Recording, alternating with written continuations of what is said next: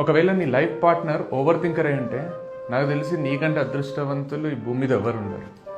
Over థింకర్స్తోని కొంచెం ఇరిటేటింగ్గానే ఉంటుంది. అన్నిటికీ ఎక్కువ ఆలోచిస్తుంటారు, ఎక్కువ డిస్కస్ చేస్తుంటారు, ఒక విషయాన్ని పదే పదే చర్చిస్తుంటారు, చాదస్తం అనిపిస్తుంటుంది. వాళ్ళతో ప్రాబ్లమ్స్ చాలానే ఉంటాయి. కానీ ఓవర్ థింకర్ కంటే మంచి మనసు నాకు తెలిసి ఎవరికి ఉండదు. నిన్ను బాధ పెడితే నొప్పి అక్కడవుతుంది.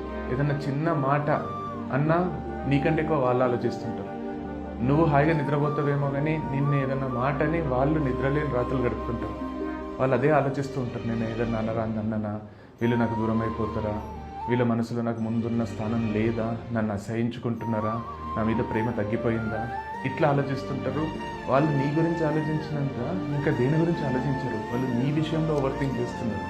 నిన్ను అంత ఇష్టపడుతున్నారు కాబట్టి చిన్న చిన్న విషయాలు బాధ పెడుతున్నాయి వాళ్ళను.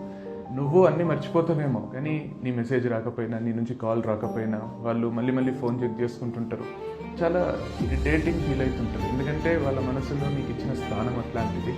సో ఓవర్ థింకర్ నీ లైఫ్ పార్ట్నర్ అయితే వాళ్ళని మాటి మాటికి ఇన్సల్ట్ చేయకుండా అప్రిషియేట్ చేయండి, అక్నాలెడ్జ్ చేయండి.